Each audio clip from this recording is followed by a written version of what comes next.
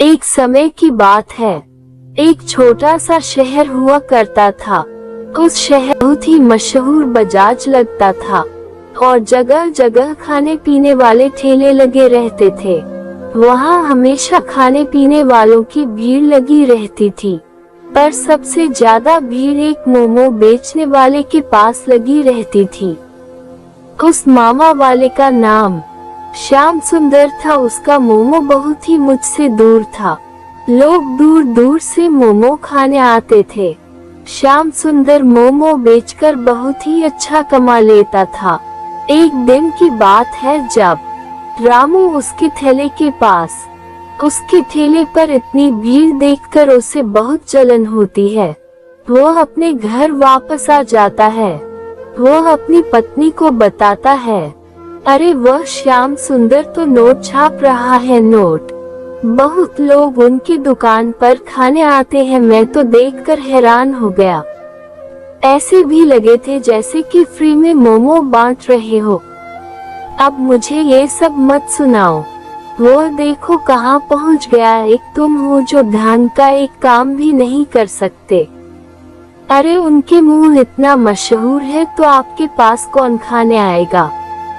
अगले दिन रामू भी एक ठेला खरीद लेता है। फिर बाजार जाकर दोनों पूरा ठेला रेडी कर लेते हैं। श्याम सुंदर उसके ठेले को देखकर तुरंत चौंक जाता है। फिर ग्राहक आते हैं और सब श्याम सुंदर के मोमो की दुकान पर जाते हैं। रामू की दुकान पर बस एक दो ही लोग जाते हैं। फिर वह बहुत देर तक सोचता है और सोचने के बाद एक बोर्ड पर लगा देता है, एक प्लेट मोमो पर एक प्लेट फिर है। श्याम सुंदर को देखकर बहुत दुख होता है कि मेरे ग्राहक को जीने के लिए ऐसी ऐसी तरकीब निकाल रहा है। आप श्याम सुंदर का ठेला छोड़कर सब रामू के ठेले के पास जाने लगते हैं। पैसे देकर ले तो लेते हैं, पर श्याम सुंदर के मोमो के जैसे स्वादिष्ट नहीं होते। अगले दिन रामू उस श्याम सुंदर के ठेले के पास जाता है और कुछ मिला देता है। फिर जो भी श्याम सुंदर के मोमो खाता है वह बीमार पड़ जाता है। रामू बहुत खुश होता है और उसके मन में लड्डू फूटने लगते हैं। रोज रोज रामू यही करता है। फिर सब गांव वाले बीमार पड़ने लगते हैं। एक दिन गांव वाले सब मिलकर हाथ में लाठी डंडे लेकर आते हैं और दुकान का तहस नहस कर देते हैं। श्याम सुंदर यह सब सह नहीं पाता और उससे हार्ट अटैक आ जाता है और वह मर जाता है। मरने के बाद वह एक डरावना भूत का रूप ले लेता है।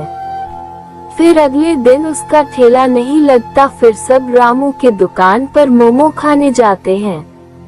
श्याम सुंदर का आत्मा को शांति नहीं मिलती और वह अपने ठेले के पास भूत बनकर भटकते रहता है। फिर रामू की बीवी आती है, अरे ये देखो श्याम सुंदर का ठेला कैसे पड़ा हुआ है।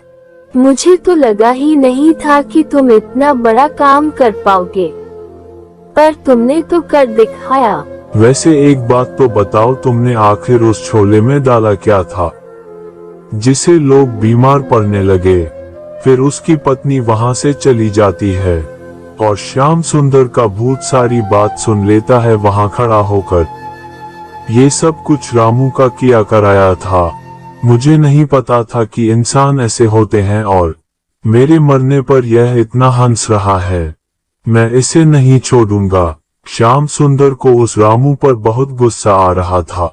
रामू जब ठेला लगा रहा था तो भूत घुस के बगल में खड़ा रहता था और वह किसी को दिखाई नहीं देता। भूत बहुत सोचता है मैं क्या करूं। फिर अगले दिन भाई केमिकल उसके मोमो में चिराग देता है। फिर अगले दिन लोग उस मोमो वाले से लड़ने आ जाते हैं। फिर वह लोग उसे पुलिस के हवाले कर देते हैं। वह जेल चला जाता है। तब जाकर श्याम सुंदर की आत्मा को शांति मिलता है।